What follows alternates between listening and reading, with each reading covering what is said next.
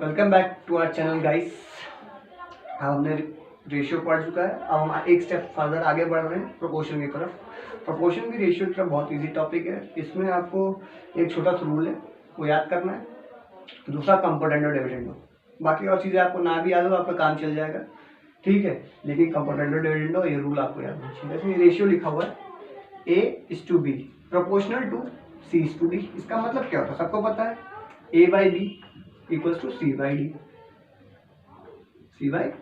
ये होता है। ऐसे कुछ चीजें होती हैं, ये दो टर्म जो होते हैं इनको एक्सट्रीम टर्म कहते हैं क्योंकि ये सबसे एक्सट्रीम में है।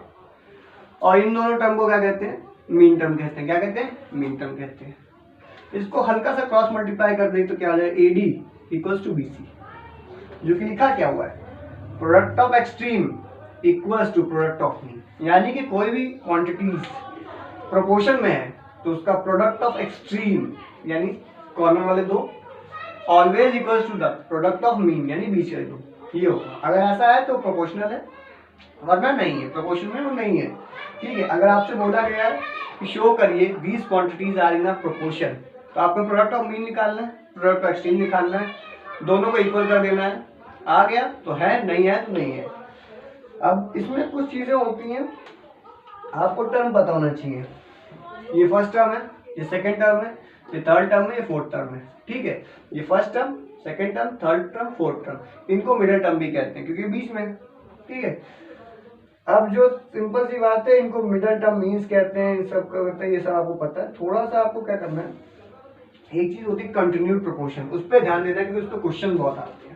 जैसे ये लिखा हुआ है ABCDEF इन कंटिन्यूड प्रोपोर्शन। क्या क्या कंटिन्यूड प्रोपोर्शन में, A, B, C, D, E are in continued proportion. तो इसका मतलब क्या है, A/B equals to B/C equals to C/D equals to D/E। ऐसे A/B, B/C, C/D, D/E ऐसे लिखना है इसको, ठीक है। यानी कंटिन्यूड प्रोपोर्शन में ज्यादा टर्म नहीं चाहिए हमको, मिनिमम 3 टर्म चाहिए। कितने टर्म चाहिए, 3 टर्म चाहिए। क्या है ये, A/B/C, इसको लिख सकते हैं A/B इक्वल्स टू B/C, ऐसे लिखेंगे कंटिन्यूड प्रोपोर्शन। और यहाँ पे भी क्या होगा, product of mean equals to product of extreme. तो मीन का प्रोडक्ट क्या होगा, B स्क्वायर, और एक्सट्रीम का A इंटू C। यानी यहाँ से एक चीज आ गई, B इक्वल्स टू √AC, ये आ गई। ये आपको पता हो, कई बार क्वेश्चन में मदद होगी। पहला क्या है, ये फर्स्ट टर्म है, ये क्या है हमारा सेकंड टर्म है, और ये क्या हमारा थर्ड टर्म है। इसको first proportion, second proportion, third proportion भी कहते हैं हम लोग, ठीक है। अब इसका क्या होता है, फर्स्ट सेकंड या मीन, या इसको बोलते हैं हम लोग थर्ड। अगर इसको लिखा है, इसको हम कैसे लिखते हैं, A/B, ये ऐसे लिखते हैं, ठीक है। जो मीन होता है वो दोनों मीन पोजीशन को ऑक्यूपाई कर लेता है, बाकी ये तो एक्सट्रीम पे ही है, ठीक है। अगर आपको इतना क्लियर है तो हम आगे बढ़ते हैं और क्वेश्चंस नहीं करेंगे क्योंकि क्वेश्चन बहुत ही इजी हैं। अगर आपको कोई अलग से क्वेश्चन में डिफिकल्टी होती है तो कमेंट सेक्शन में उस क्वेश्चन को भेज दीजिएगा, उसका सोल्यूशन आपको हम बता देंगे। क्योंकि बहुत इजी चैप्टर है, कुछ नहीं, एकदम समझिए कि इससे आसान चैप्टर आपके पूरे कोर्स में नहीं है, ठीक है। कुछ क्वेश्चन जो होते हैं, एक प्रूविंग टाइप क्वेश्चन जो आते हैं वो मैं कराऊंगा। जैसे ये क्वेश्चन है, लिख लेते हैं, A⁴ plus A² B² plus B⁴, ठीक है। B² B⁴ है, sorry, plus B² C² plus C⁴ equals to A² B²। ये आपको प्रूव करना है। ये कंडीशन दी होगी A/B/C are in continued proportion, या B is the mean proportion of A and C। सबका मतलब एक ही है। क्या मतलब है, A/B/C कंटिन्यूड प्रोपोर्शन में है, और आपको ये प्रूव करना है। ये बोल के B जो है इसका मीन टर्म है, इन दोनों का। कोई कुछ भी बोले, करना आपको सिंपल सीरीज है, क्या करनी है, लिखना क्या है, ये भाई मीन प्रोपोर्शन है तो ये होगा, ठीक है। और इसको इक्वल टू के लिखेंगे और हम मान लेंगे कि ये के बराबर है।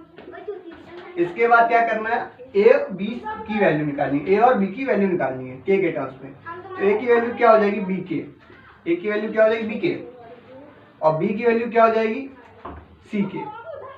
लेकिन बी की वैल्यू हम निकाली जो है उसको यहाँ पुट भी करना होता है। तो ये क्या इम्प्लाई करता है, ए की वैल्यू क्या हो जाएगी सी के स्क्वायर।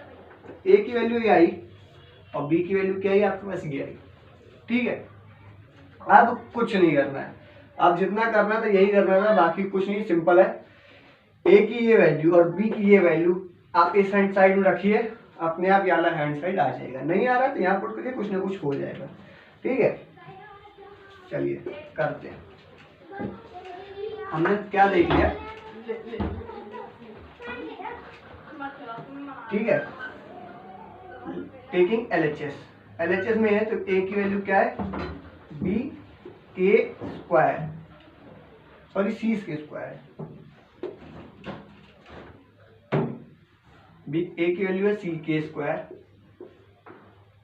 ए की वैल्यू है सी के स्क्वायर, बी की वैल्यू है सी के और बी की वैल्यू क्या है सी के।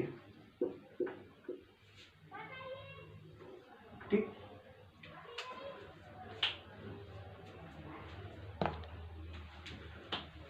बी की वैल्यू है सी के।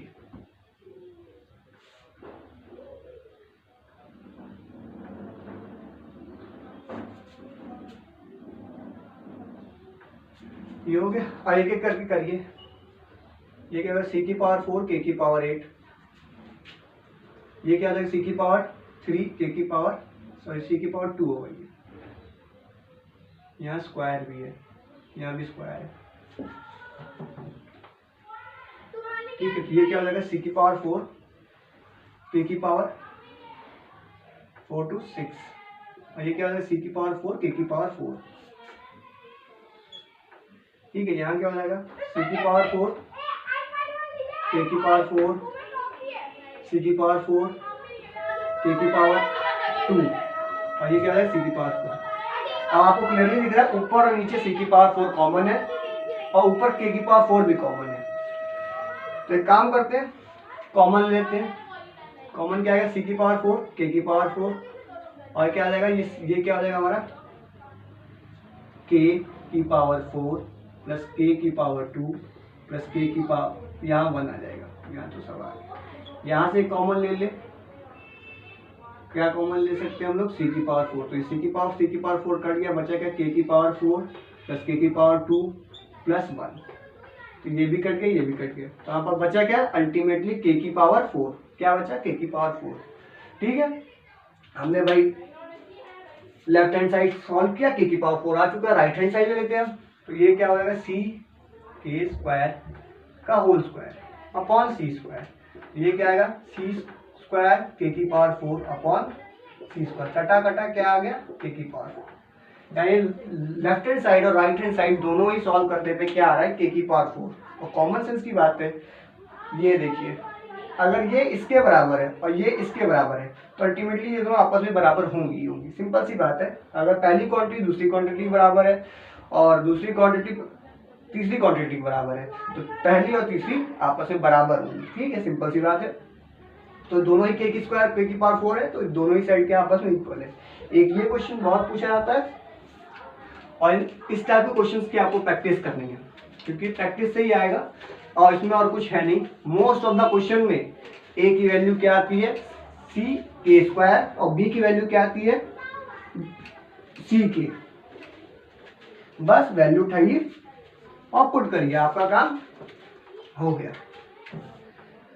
आप अगर आप इतने क्वेश्चन प्रैक्टिस कर लेते हैं तो आपको प्रोपोर्शन में कोई दिक्कत नहीं होने वाली। प्रोपोर्शन का कोई भी क्वेश्चन आपको दिक्कत नहीं देने वाला है। बस आपको एक चीज़ और सीखनी है, कंपोनेंडो और डेरिवेटिव, और उसकी भी आपको खूब प्रैक्टिस करनी है, आपका काम फिर हो जाएगा। और कंपोनेंडो डेरिवेटिव मैंने पहले भी कहा था कि और भी ज़्यादा उसके यूज़ होते हैं। कई यहाँ पे आपने क्वाड्रेटिक इक्वेशन में आपको वहाँ पे यूज़ करके आंसर निकाल चुके हैं, क्योंकि पेपर में सिर्फ एक चीज़ लिख के आती है सॉल्व फॉर एक्स। आपको एक्स की वैल्यू देनी है, कैसे भी सॉल्व करते हैं कोई फर्क नहीं पड़ता। और कंपोनेंडो डेरिवेटिव थोड़ा ईजी पड़ता है और टाइम बचता है। तो तब तक के लिए आप लोग प्रैक्टिस करते रहिए और हम कोशिश करेंगे ज़्यादा से ज़्यादा वीडियो आपको टाइम टू टाइम पहुँचाते रहें।